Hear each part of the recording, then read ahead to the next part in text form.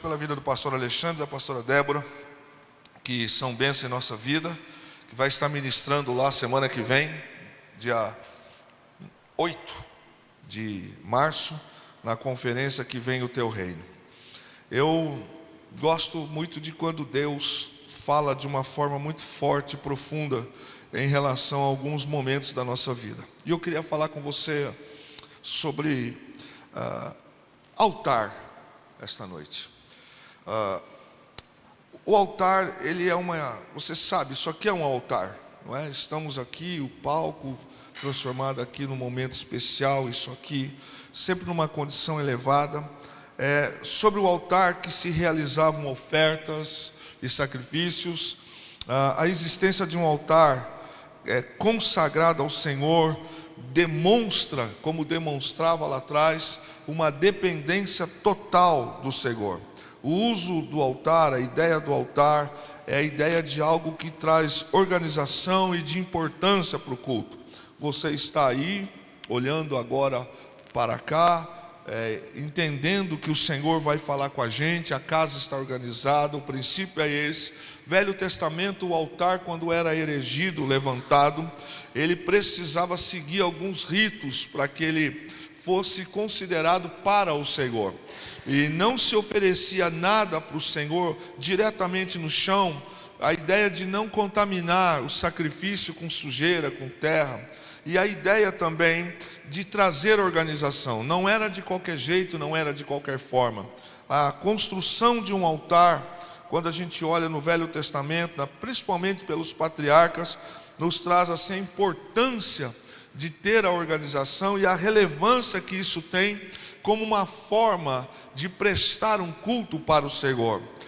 O sacrifício não podia de jeito nenhum ser colocado num lugar qualquer, oferecido num lugar qualquer, porque era para o Senhor. E se construíam altares nas jornadas, em vários pontos do caminho.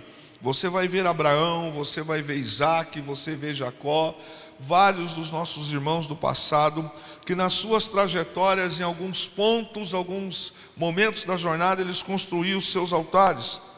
E esses altares eram marcos de uma trajetória.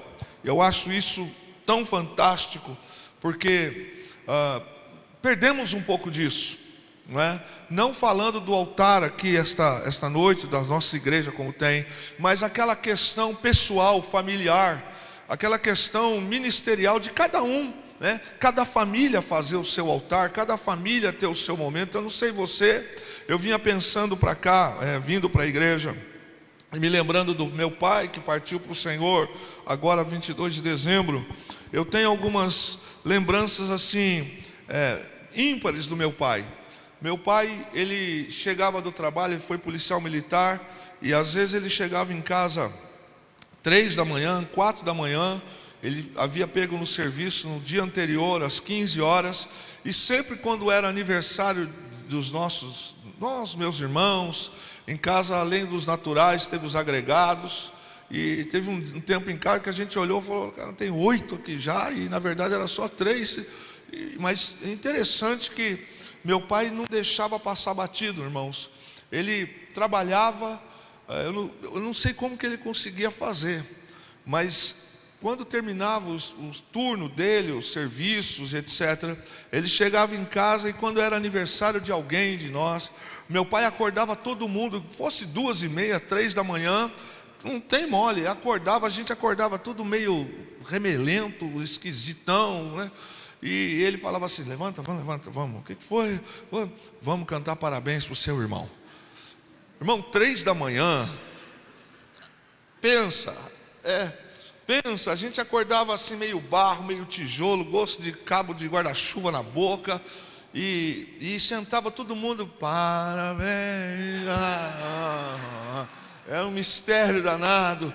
Engraçado que a gente ficava assim, poxa, mas o pai podia ter feito isso no dia seguinte, mas não, ele estava trabalhando, e quando ele chegava em casa, não interessa, minha mãe falava assim, Pedro, ele falava, Célia, aniversário, e a gente estava lá, parabéns, e o tempo foi passando, e era assim aquele bolo não tem nenhum padeiro aqui de padaria, se tiver, perdoa, mas não é o seu caso. Sabe aqueles bolo abençoado que rodou na viatura o expediente inteiro e chegava assim, a gente, e às vezes ainda velhinha, e eu não sei como é que os vizinhos encaravam isso, mas a gente cantava parabéns, soprava vela e tal, e era um tempo tão especial, que na época a gente não entendia muito, né? E depois que a gente cresce, eu lembro disso, meu pai nunca deixou passar batido o aniversário de ninguém, chegava e marcava. Eu tenho para mim momentos assim fantásticos que o meu pai fazia, e a gente orava também, mesmo dormindo ele falava, vamos orar para o seu irmão, e a gente orava. É importante essa questão da gente marcar a nossa trajetória com alguns momentos especiais para Deus. Era mais fantástico de tudo, não era o bolo, mas era a questão da gente estar ali orando e ele abençoando, porque a gente ia para a escola cedo, ele ia dormir, ele acordava 8:30 da manhã, não sei de onde ele tirava essa energia, e ele já ia trabalhar em outro emprego. Ele era, ao mesmo tempo que era policial militar, ele era corretor, ele era pedreiro, e sobrava para mim quando chegava da escola, ia ser servente dele nessas casas do BNH aqui. Enfim, ele sabia que não ia ter muita chance de encontrar a gente, mas aquele momento, quando ele chegava em casa, ele marcava a nossa vida. Eu olho para os patriarcas do passado e vejo como eles faziam altares, de acordo com a sua jornada, de acordo com os seus percursos. O altar principalmente era erigido nos momentos em que se fazia necessário uma direção. Não apenas o altar era levantado nos momentos de celebração, como também nos momentos de pedir uma direção para Deus. O altar representava, na sua iniciativa, o sentido de buscar a Deus. Todas as vezes que se levantava um altar diante de uma situação de retomada, continuava um altar pedindo para Deus a direção. E o altar traz o sentido de comunhão, de intimidade com Deus. O altar é uma mesa, simbolicamente, um lugar de refeição entre Deus e a gente. Você olha para o Velho Testamento e vê que desde o tabernáculo e na época do templo, que tinha o altar, e era a gordura quando oferecida ao Senhor, e também tinha aquele momento em que após a consagração ao Senhor, o povo ali se alimentava, então o povo se encontrava com Deus. A ideia do altar, indo nas tendas, ou na época da tenda, e também no templo, era aquele momento que a família ia junto para marcar, estar na casa do Senhor. E é interessante isso, porque o tempo vai passando, e muitas das vezes, mágoas, feridas, problemas, eles às vezes tomam o lugar que nunca deveriam tomar. Às vezes, um problema, um aborrecimento, um estresse, uma tristeza, uma decepção, alguma coisa, e a gente de repente perde o brilho nos olhos. E uma das coisas que não pode acontecer na nossa vida é o brilho nos olhos acabar. O dia que o brilho nos olhos se vai, o casamento foi, o ministério acabou, a vida profissional foi. Quando a gente perde a paixão pelas coisas, quando a gente perde a essência disso, algumas tragédias vêm sobre a nossa vida. E como nós estamos falando em ativar a fé, queria convidar você a abrir a sua Bíblia ou acompanhar o livro de 1 Reis, capítulo 18, do verso 17 em diante, que diz assim: quando Acabe o viu, disse: é você mesmo, perturbador de Israel?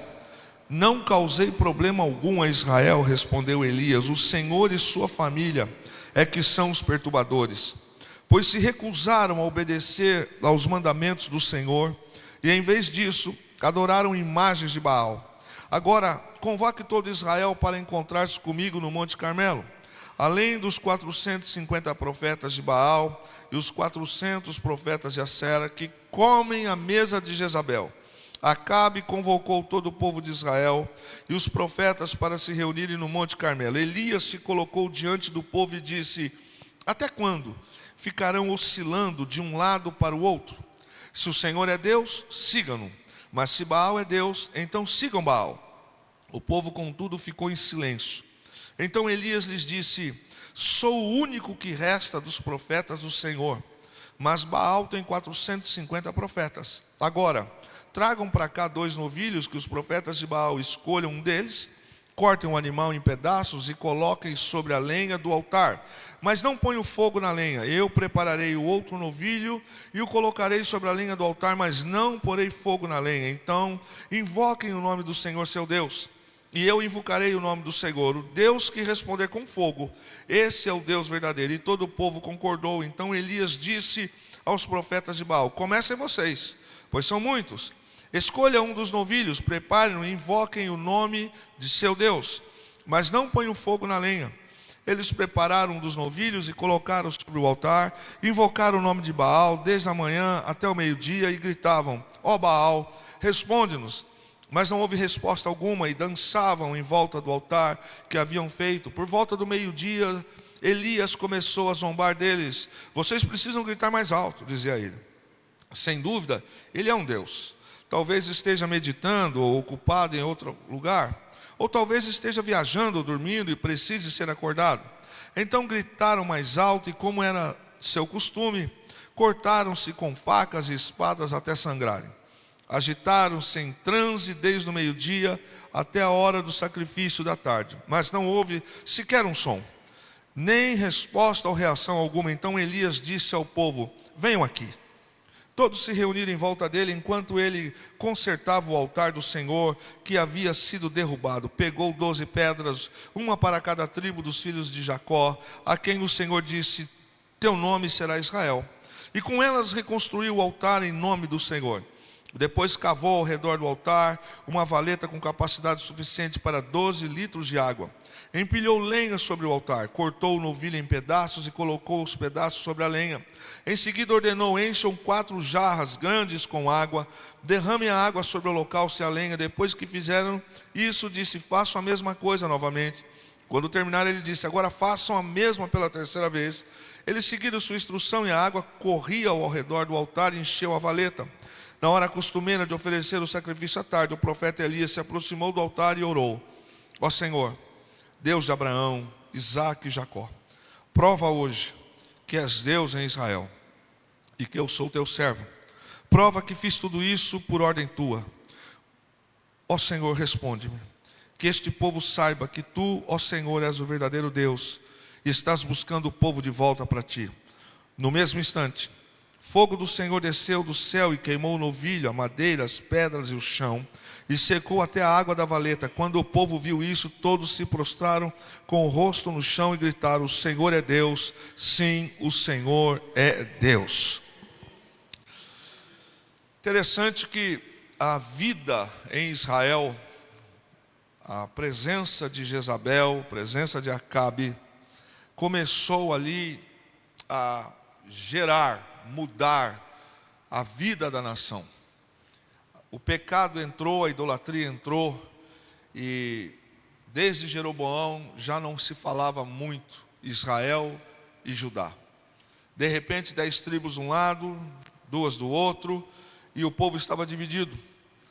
Naquele momento, esse texto você conhece muito bem, quando Elias chega naquela situação com aqueles homens, ele precisa tomar uma decisão.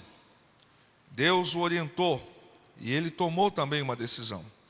Quando ele está naquele monte, junto aos profetas de Baal, aos profetas de Acera, ele está também consigo 10 dos principais, ou os principais líderes das 10 tribos de Israel. E ali não se tratava apenas de desmascarar Baal, mas também a ideia de Elias, o que estava, era de dar um basta naquela condescendência, de ficar cocheando entre 2 pensamentos, e a ideia de trazer, vir de volta, estar de volta ao Senhor. E esse povo está nesse momento sem palavras. Você percebe que quando Elias, ele fala: aquele que responder com fogo, esse é Deus. Não houve um glória, não houve um aleluia, mas houve silêncio. Como é que pode quem um dia já foi de uma maneira extraordinária adorador de Yahvé, do Senhor, agora não se emociona, não vive, não respira, não celebra mais aquilo que era para ser celebrado? Então 2 coisas estão acontecendo ali. A primeira é destronar Baal, que já está um destronado, mas o povo precisa ver isso. E a segunda, como eu disse, é trazer o povo de volta. Agora, como que você traz o povo de volta quando esse povo já está com o coração caído? Quando esse povo já está sem emoção, sem fé e dividido? Aí o texto nos diz, e é isso que Deus falou muito ao meu coração. A gente fala muito por avivamento. A gente clama por isso, e você sabe, o pastor de vocês sabe disso, ministra sobre vocês. Avivamento não é um momento apenas, não é um culto, não é uma campanha ou uma conferência. Avivamento é algo que começa e não deveria de terminar. Avivamento não se dá com um pregador que prega numa noite ou num dia e todo mundo fica alegre, feliz, cheio e vai embora. Avivamento é algo que começa no pessoal, começa com algumas famílias, começa com 1 ou 2 ou 3 pessoas que abriram mão de muita coisa, ou pessoas que também se colocaram numa posição de pagar esse preço, ou de retornar para onde não deveria ter saído. Elias toma uma decisão, e essa decisão é interessante porque no texto, quando ele está no Carmelo, ele não vai fazer um outro altar. Aquele altar está caído. Dizem alguns pensadores e teólogos, e é fato, se você olhar no capítulo 19, aproximadamente verso 10, você vai encontrar que Jezabel e o povo que seguia as suas ideias e os falsos profetas, eles viviam numa perseguição tão grande que destruíam o altar. Mas diz a história, a tradição judaica, que esse altar que está caído, um dia já foi um altar para Deus. Um dia ele foi. Mas o caminho que Israel tomou, acabou que o altar foi perdendo a referência. E esse é um grande problema, querido. Quando a unção, o óleo que cai, no texto, quando fala como é precioso a questão da unidade, como é precioso como o óleo que desce sobre a cabeça e sobre a barba de Arão. Sabe aquela questão de quando o óleo do altar não escorre mais, não respinga mais, não toca mais? Muitas das vezes, quando isso acontece, o problema não está no altar, pode estar quem está atrás, do outro lado. É quando a gente perde o olhar para o altar, é quando o culto, a ceia, o compromisso, mas muito mais do que isso, é quando a vida vai levando e a gente não vai percebendo, e sem que a gente perceba, aquilo que para mim foi um marco, já não é mais tão importante, já não é tão relevante. E aquele altar um dia que fez parte da nossa vida, aquelas celebrações que fizeram parte da nossa vida, de repente elas não fazem mais. Então, tem gente que faz a sua compra e vai ao mercado. Hoje não dá, né? Do jeito que a coisa está, deixar para fazer a cada 30, 40 dias, está na roça, irmão. O negócio vai lá a cada 10, 5, porque o negócio está feio. Mas eu não sei como que você faz, querido. Essa semana eu disse para a Fernanda, é o sobrenatural, Fernanda. Só Deus explica algumas coisas. Mas sabe aquela ideia de que chegar em casa e antes de mais nada, você, Senhor, obrigado pelo recurso de poder fazer essa compra, a família vai se alimentar, obrigado pelo emprego que o Senhor me deu, obrigado, Senhor, pelos recursos. Essas coisas e outras mais vão acabando, vão deixando de existir. E foi isso que gerou força para que também os baalitas e também os outros tivessem esta coragem de tocar numa coisa que eles não podiam tocar. E na verdade a ideia do altar na vida de Israel era algo muito forte.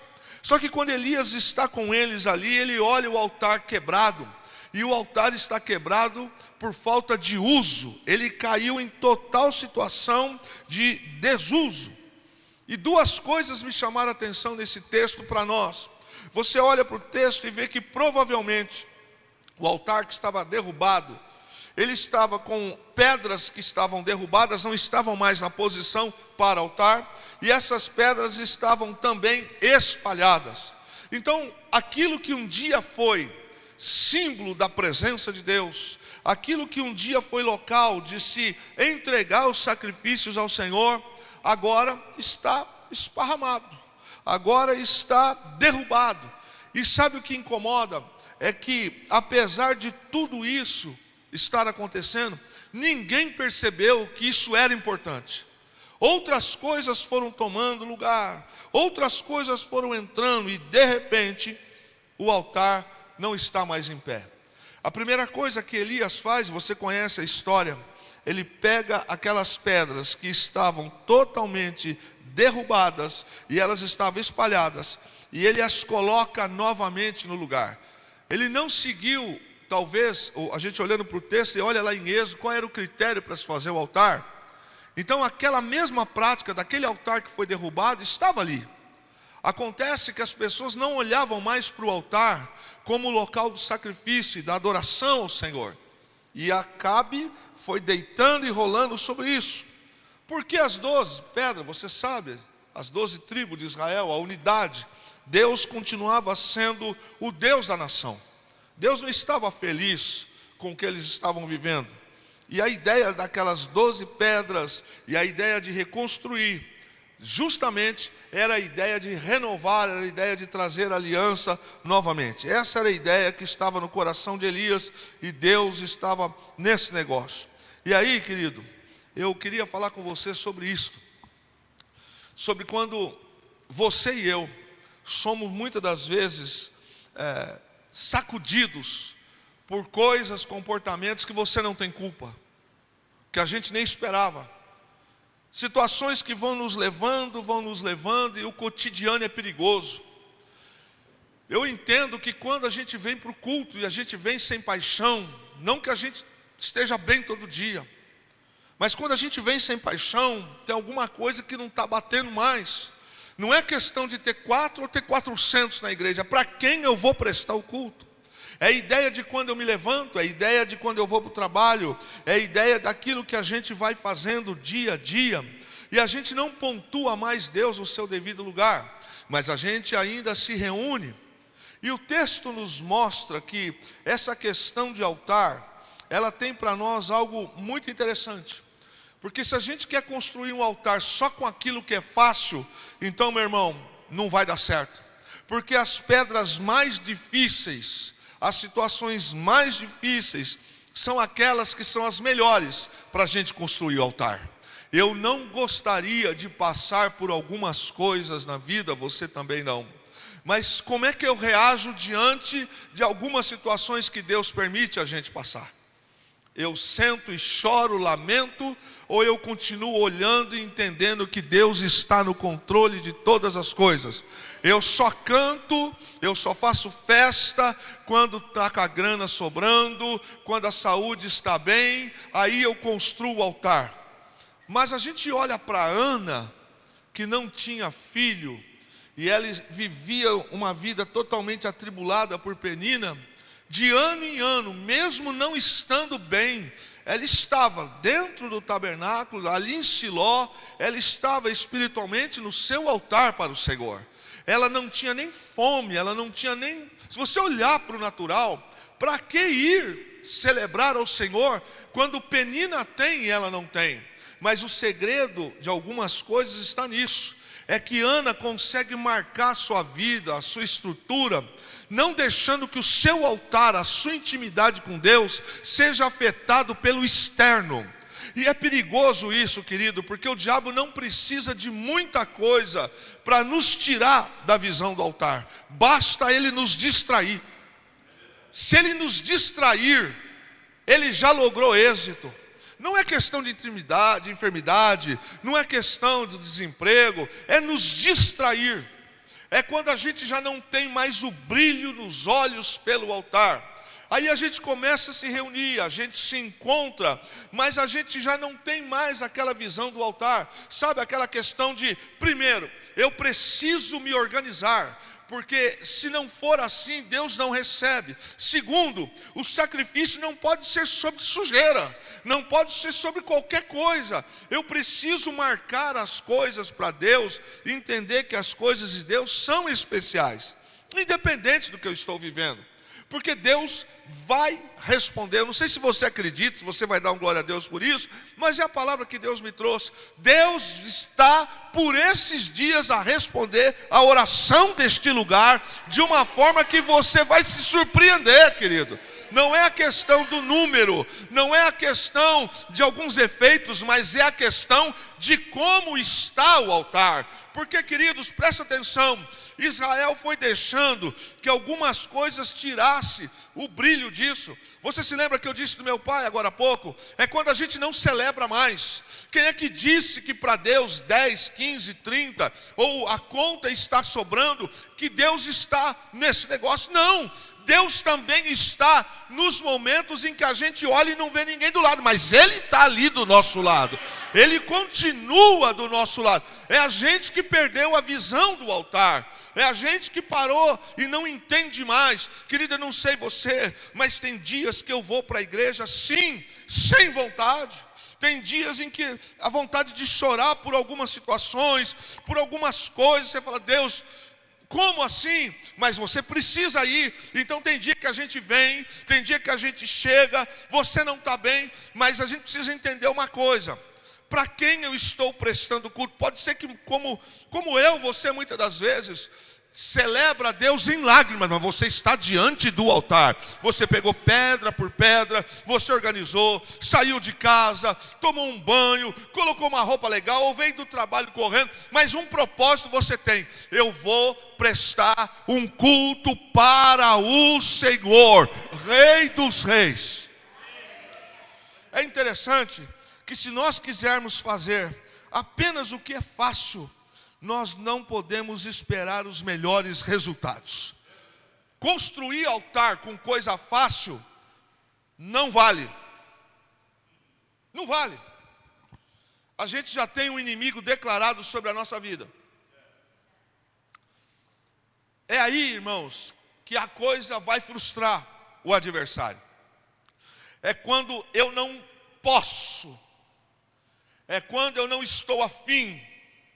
É quando eu estou chorando, é quando eu estou carente, é quando eu estou precisando de algumas coisas, que mesmo neste quadro, eu chego até aqui, ou lá na minha casa, eu estou colocando as coisas no lugar. Sabe, eu me lembro de algumas irmãs, do antigo ciclo de oração, que os seus maridos não eram muitas das vezes convertidos, filhos, mas eu me lembro que aquelas irmãs, eu lembro a minha mãe indo para a igreja e nos arrastando, e eu me lembro que elas chegavam assim, eram algumas reuniões em algumas salas, e quando a gente conseguiu comprar um terreno na igreja lá em Caçapava, que o pai pastoreava, assim, de repente colocava uma toalha sobre uma mesa, uma toalhinha branca, ou uma outra, a coisa já mudava. Eu ficava olhando aquelas coisas, eu não tinha, menino, não entendia, mas para elas, que eu ouvia elas falando, olha, aconteceu isso, aconteceu aquilo, aquele momento da oração, então elas colocavam uma toalha sobre a mesa, colocavam um vasinho de flor, acertavam as coisas e começava salve dos irmãos, as irmãs com a paz do Senhor. Tinha 4, tinha 5, e elas faziam como se tivesse 30, tivesse 40, e elas conduziam um período de oração. Queridos, algumas delas passavam azeite no joelho, de tanto calo que fazia, de tanto tempo de oração, para aguentar aquelas irmãs de oração. Égua, dizia o nordestino, não era fácil, e elas estavam ali, Senhor Jesus, Senhor Jesus, Senhor Jesus. Irmãos, quando elas levantavam, parecia que não eram as mesmas que entraram 1 hora, 2 horas atrás. Elas levantavam forte, e no outro culto, a outra reunião, elas diziam, o Senhor foi lá em casa no momento em que a gente estava orando aqui. Sabe, querido, muitas das vezes a gente não vai construir altar em dias alegres, mas a gente precisa estar com o altar em pé. A gente precisa estar com o altar organizado. Olha, querido, não pode haver avivamento enquanto o altar estiver desalinhado. Eu estou com essa palavra ardendo no meu coração, porque às vezes eu fico olhando para algumas situações e falo, Deus, eu não entendo, é isso, é aquilo e aqui e tal. Esses dias Deus soprou isso e disse, Kleber, entende uma coisa, primeiro o altar precisa estar alinhado. Eu disse, mas como assim? Ele disse, você está olhando para o resultado primeiro. Eu disse, sim. Ele disse, primeiro alinha. Deixa as coisas prontas. Não olhe mais para a questão de quantos tem, quem saiu, o que está faltando. Pega quem tem, pega quem quer, quem faz. Estrutura, alinha. Porque aí esta palavra diz, primeiro o altar precisou estar em pé. Deus vai mandar sim, para lá e para cá. Vai cair o fogo, algo especial, algo diferente, ainda não vivido. Isso não é palavra de pregador, não é apenas palavra de pastor. Querido, a gente não precisa de algumas coisas, mas a gente só precisa do altar estando alinhado, o altar estando em pé. Deus nos diz esta noite, aquilo que você está pensando, não é do seu jeito, é do jeito de Deus. O que precisa? A gente precisa estar preparado. Pastor Alexandre, eu não tenho dúvida do que Deus disse para o meu coração. Sabe, pastor e pastora, a gente pastoreia e nem sempre se vive o que quer. E muitas das vezes a gente corre atrás, organiza, faz e parece que algumas coisas não vão na velocidade que a gente queria. E Deus disse isso para mim, para compartilhar com vocês. Assim como naquele dia, não é o caso do altar que está caído aqui, não é isso. É a questão da gente estar já com a visão do fogo que vai cair. Mas o fogo para cair, o altar precisa estar alinhado. Não sei se você está entendendo. Deus não vai mandar de fora para reconstruir o altar, nem para alinhar o altar, nem para o altar ficar em constância de fogo. O fogo começa aqui com aquele que vai vir lá de cima, querido. O texto diz que a primeira coisa que Elias fez, ele juntou aquilo que um dia estava e agora não está mais. Exatamente. Pastor, um dia eu cantei, um dia eu preguei, um dia eu já fiz. Esquece, irmão. Não funciona assim com Deus. Não é tempo de casa. O fogo não pode faltar sobre o altar. Você não está bem? Não pode faltar. Você está bem? Também não pode faltar. A questão é o seguinte, querido. Primeiro a gente prepara o altar. Como assim, pastor? Ele é a minoria. Vamos falar numa linguagem humana. Elias ali é a minoria. Porque a turma maior, nem posição tinha. A pior espécie de ser humano que tem, desculpa, é a turma em cima do muro. Para mim não serve. É melhor o cara falar, não gosto de você. Beleza, não gosta, então empatou, é 2, irmão. Já não te dou as costas mesmo, agora acabou. Então, crocodilo que só no churrasco. Entendeu? Duro é quem fica em cima. Quem não tem posição. Quem não se alinha. Não tem como agradar A e agradar B. Então, uma das coisas interessantes para esse nosso tempo é que nós estamos olhando e vendo, não estamos gostando nem um pouco do que está acontecendo no Brasil, do que está acontecendo na área social da justiça. Beleza, eu também não gosto. Mas o que eu posso fazer além de algumas coisas? No campo espiritual eu posso proclamar, eu posso declarar, eu posso levantar altar, eu posso dizer, esta casa serve ao Senhor Jesus Cristo, este lugar é a casa de Deus. Querido, aonde não tem esse alinhamento, não vai cair. Mas eu não vim aqui para falar da parte negativa, porque Deus não disse que é isso. O que Deus me disse é, diga para ele, diga para Alexandre, diga para Débora, que vai acontecer. Vai acontecer. Começa a preparar os cantos, começa a preparar as coisas, começa a estruturar. Ó, querido, Deus falou isso muito claro no meu coração. Vai cair sim, vai restaurar, vai ter coisas fantásticas, vai produzir milagre, vai ter transformação, a casa vai ficar pequena. Como, pastor? Não pergunte como. Se preparem para a multidão, se preparem para a estrutura. É preciso estruturar agora para aquilo que Deus está mandando sobre a comunidade dele. É preciso. O incrédulo, ele não entende. O frequentador não entende. O espectador não entende. Este homem, Elias, ele disse, segundo a minha palavra, não vai chover 3 anos e meio. E não choveu. Tempo depois, esse mesmo homem, ele vai, chama o seu assessor, e ele está orando e diz, veja lá. O meu moço vai e diz, olha, não tem nada. 1, 2, e ele está lá orando, porque ele tem uma palavra no coração. Deixa eu dizer uma coisa para você essa noite. Está ardendo aí no seu coração ainda? Dá uma olhadinha, está ardendo? Tem alguma chama no teu coração? Ainda está sentindo uma labaredazinha pegando fogo? Sabe como é que é? Esse homem diz, o que você está vendo? Isso não tem nada. Pela terceira, o moço volta e diz, olha, eu vejo uma pequena nuvem como o tamanho da mão de um homem. A chuva não estava sendo vista ainda, mas o profeta está lá, desse jeito. Ele está orando. Tem gente que não vai conseguir enxergar isso, é uma pena, porque ele trabalha no carnal. E Deus está falando com gente espiritual. Ele diz, o que você está vendo? Nada, volta. Agora eu estou vendo. O que você está vendo? Eu estou vendo uma nuvem pequena, como o tamanho da mão de um homem. Pois esta pequena nuvem, agora que você está vendo, vai se transformar na chuva que vai descer para abençoar. Sabe, querido, a gente precisa entender isso. Muitas das vezes a gente fica olhando para governo, a gente fica olhando para a conta de luz, o pacote de arroz, a gente olha para o problema e olha aqui. Se você olhar para isso, o altar vai começar a cair, o altar não vai ser mais organizado. A gente vai entrar para o culto assim, a gente vai entrar até mais um culto, a gente vai. Não é isso que Deus está dizendo.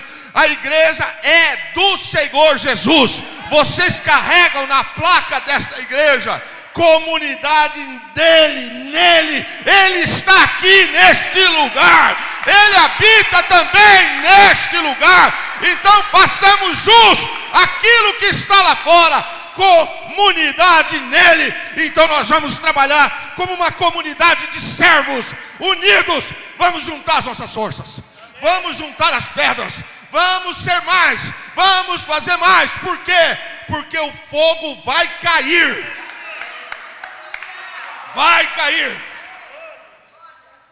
Nós precisamos estar sempre com o altar alinhado. Pastor, o senhor está falando de pecado? Não, não estou falando de pecado. Eu estou falando de famílias. Eu estou falando de você. Eu estou falando deste homem que está do seu lado, dessa mulher que está do seu lado, desse rapaz que está do seu lado. Entenda o que eu vou falar. Aqui não tem, mas é só no meu exemplo. Sabe essa pessoa desafinada que está do seu lado, que quando abre a boca a gente fica, então é ele que Deus vai usar, é ela que Deus vai usar.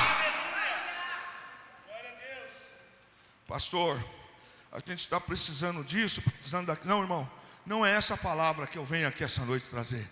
Eu venho aqui para falar em nome do Rei dos Reis, Senhor dos Senhores, Mestre dos Mestres, Senhor da igreja. Ele vai derramar. Preparem-se, não é jargão, preparem-se. Eu levo muito a sério, isso aqui é o altar, Deus pode fulminar. Preparem-se, pastor, a gente já está. Mudem o rosto, não deixe o inimigo ver, ouvir conversas. Preparem a casa, porque primeiro o altar é estruturado. Vai vir fogo de avivamento, está chegando fogo de avivamento. E as pessoas vão dizer, mas como? Como que aconteceu? É porque as coisas estavam alinhadas. Mas era só 12 pedras. Ele não precisa de 13, de 14. As 12 pedras significam unidade. Ele ainda é o Senhor desse lugar. Ele ainda é o Senhor da minha vida. Ele ainda é o Senhor da sua família.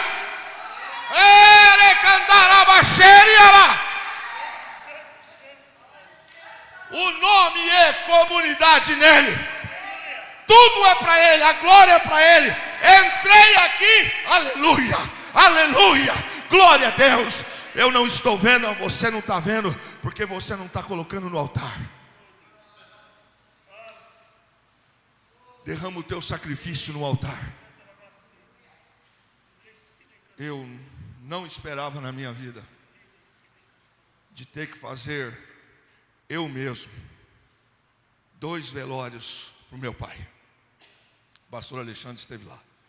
Foi um velório aqui em São José. E outro lá em Lorena, da onde meus avós estão. E eu pensei, Senhor, e eu me lembrava do meu pai. Ele estava com suspeita de câncer e morreu sem a gente saber, oficialmente. Ele estava sem força nas pernas. Ele não tinha mais condições, ele estava usando fralda geriátrica. Um homem que construiu mais de 10 igrejas. Um homem que se marcasse com ele 4 da manhã, não chega 4:01, porque 3:30 ele estava lá. Um homem que não tinha preguiça, um homem que estava lá. Mas aconteceu. Para poder ir para lá, precisa esse aqui ir embora. Se você quer o novo de Deus, libera o velho. Ei, libera o velho. Libera o velho. Eu falava com meu irmão assim, Dinho, estive lá hoje. Falei com o pai. E aí, falei, tá desse jeito. Falei, mas tem uma coisa que eu não entendo. O quê? O pai está ruim, o pai está fraco, ele não tem mais força. Literalmente isso, irmão. Mas chegava na hora de ir embora, eu falava assim, pai, vamos fazer uma oração? Aí ele levantava da cama, me ajudava a levantar. E eu começava, Senhor Jesus, meu pai, Senhor nosso Deus, Pai da glória. E vinha uma força no meu pai para orar, que eu falei, mas não é possível, o cara está indo embora, mas na hora de orar, está mais forte que eu. Porque não pode faltar azeite sobre o altar. Entenda uma coisa, quando eu entendi que eu precisava fazer, eu me lembrei que ele dizia, seja firme, seja constante. Eu falei, Senhor, me ajuda. Eu não posso esmorecer num momento como esse. Querido, eu aprendi algumas lições, algumas honras que Deus nos dá. Talvez a gente esteja olhando para alguma situação como demérito, como abandono, como tristeza, como injúria, como isso, como aquilo. Pega essa pedra e construa com muita dificuldade, porque na proporção dessa dificuldade é aquilo que vai chegar. O que vai ser derramado sobre esse altar é a tua lágrima, é o teu sacrifício, é a tua oferta, é o teu dízimo, é o teu choro, é o teu lamento. Mas escute bem, Elias pega as 12 pedras, ali estão os 10, os que ficaram em silêncio, a turma que não tem posição. Diante daquele momento que Elias ora, alinha o altar, uma oração, caiu o fogo do céu. Querido, existem grandes pedras no caminho, e nós vamos ter que aprender e entender que nós vamos construir o altar com elas. A nossa fé não deve estar pautada no agora, nesse instante. Eu tenho essa palavra no coração. Eu tinha certeza que Deus era isso que Ele queria falar aqui. Ele disse, vai acontecer. Vai acontecer. Como que faz? Festa. Como festa? Manda fazer festa. Manda se organizar em festa. Celebração de festa. Por quê? Acerta, muda, porque vai cair o fogo. Quem tá, quem não tá vai ficar impactado. Como assim Deus vai fazer? Olhando para esse texto, muita gente tem sido atingida pelo tempo, muita gente tem sido atingido pelas circunstâncias e está faltando no altar o azeite. Eu quero fechar isso com você porque é forte o que Deus vai falar com você. Abra a tua Bíblia aí em Daniel capítulo 5, verso de número 13. E eu estou terminando com você. Daniel 5, verso 13. Você está aqui ainda? Diga aleluia. Quantos aqui tem mais de 5 anos de conversão? Levante suas mãos, diga aleluia. Faça algum sinal de crente aí. Quem tem mais de 10, mais de 15, quem tem 2 anos de conversão. Você se lembra dos primeiros dias? Você se lembra dos primeiros anos? Você se lembra do teu tempo de ministério, teu tempo de seminário, enfim. Olha para o texto, eu estou caminhando com você para o fim. Então Daniel foi introduzido à presença do rei. Falou o rei dizendo a Daniel, está escrito isso na sua Bíblia? Confere comigo. Então Daniel foi introduzido à presença do rei. Falou o rei dizendo a Daniel, pega essa. És tu aquele Daniel? Daniel está com 82 anos aproximadamente aqui. Belsazar é o rei. A última vez que Daniel esteve numa posição, num fato idêntico a esse, ele tinha entre 19 para 20 anos, aproximadamente cativo dos 16 anos, 3 anos sendo tratado. Depois, aquela situação que você já sabe com Nabucodonosor. Daniel propôs no seu coração, você conhece o texto, não se contaminar com as iguarias do rei. Ponto. Esse menino dá um show, ele arrebenta com os magos, feiticeiros, os astrólogos, porque ele propôs no seu coração. E ele foi firme. E ele chega diante de Nabucodonosor, que tem uma sentença de morte, não só ele, mas aos outros, e diz: olha, o sonho que o senhor teve foi esse, e a revelação, a interpretação é essa. Esse rapaz tem 19 anos, aproximadamente 19 para 20 anos. Passa-se o tempo, e muito tempo, passa-se por alguns reis. Daniel não deixa de orar 3 vezes ao dia. Daniel não deixa de praticar aquilo que ele sabe, aquilo que ele crê. Mas aos 82 anos, ele é chamado porque Belsazar faz aquela lambança que ele fez, de tocar nos instrumentos, os utensílios do templo que trouxeram de lá, e vai beber. Quando a rainha mãe diz: olha, não fique turbado o coração do rei, há no reino um moço, um homem, e ela conta a história. Só que ela fala a história porque ela participou. Aquele menino não tem mais 19, ele tem agora 80, 82 anos. Ele não chega saltando, acredito que não. Ele não chega com o bíceps 50, ele não chega torneado, forte, dizendo: não, eu cheguei. Não. Ele chega possivelmente com 82 anos, talvez andando assim. Ele chega talvez inclinado ou não, mas é fato, 82 anos, possivelmente já um pouco calvo, com cabelos brancos, as rugas, os sinais. E quando ele chega, o rei diz para ele, olha para ele e diz assim: és tu aquele, Daniel? Qual é a pergunta? O que tem aí dentro é o mesmo menino de 66 anos atrás? Com quem eu estou falando? Com alguém que o tempo pegou, matou, ou com aquele Daniel? Ele olha para o rei e diz: sou eu. O menino de 20 anos, o rei diz: és tu aquele? O Senhor nos pergunta esta noite: o menino ainda está aí dentro? Aquela pessoa entusiasmada, aquela irmã entusiasmada, aquele obreiro entusiasmado, aquele pastor entusiasmado, aquele moço entusiasmado que está com 40, que está com 50, ele agora está com 82. E o rei diz: és tu aquele? Ele diz: sou eu.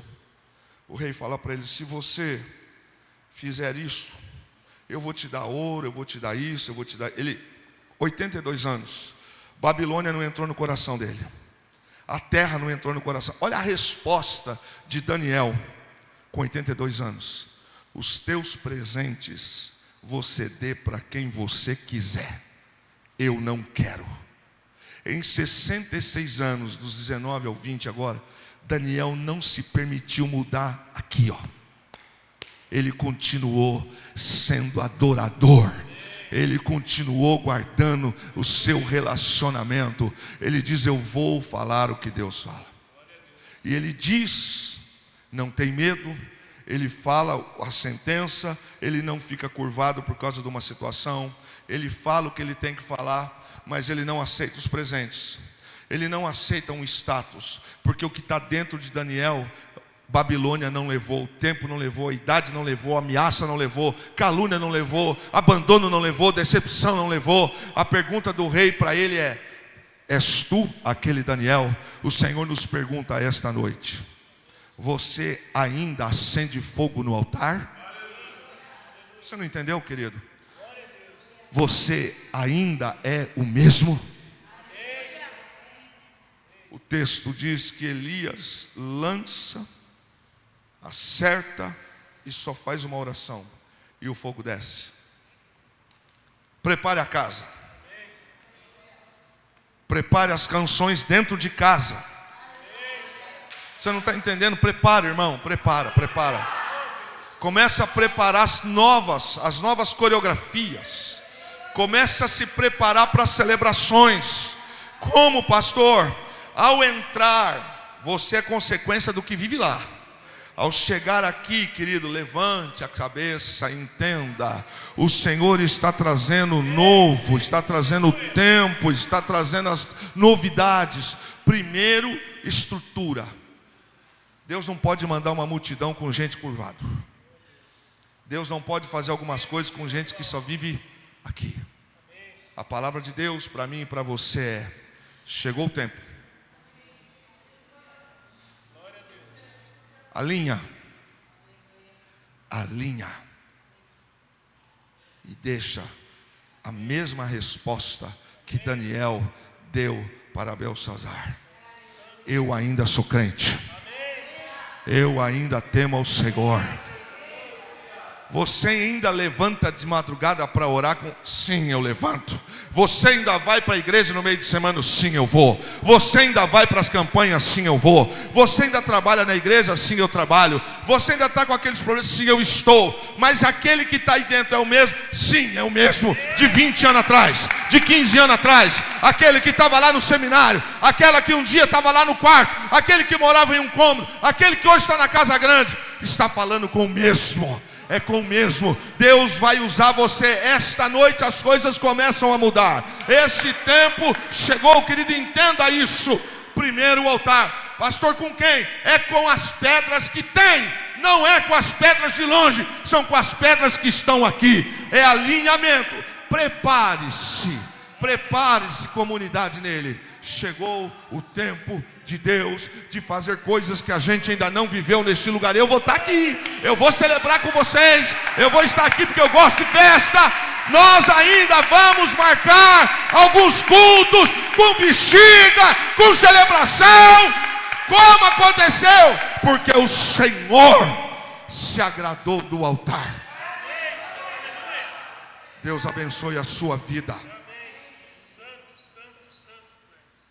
Que é uma chave. Vem para o culto de domingo chique. Entendeu ou não? Chique. Pega aquela roupa de festa, dá um traquejo, capricha no telhado, pega aquele perfume top. Para onde você está indo? Para o culto. Ué, mas para o culto. Para o culto. Por que você está arrumando o cabelo? Vou para o culto, neném. Ué, mas por que essa roupa? Eu estou indo para a casa do Senhor. Defina. Ou tem ou não tem barba. Alinha. Não vem com aquele negócio esganhento. Venha certo. Mas por que isso aí? Vai para... Não. Eu estou indo para o culto. Mas o que tem especial? Você não sabe? Jesus.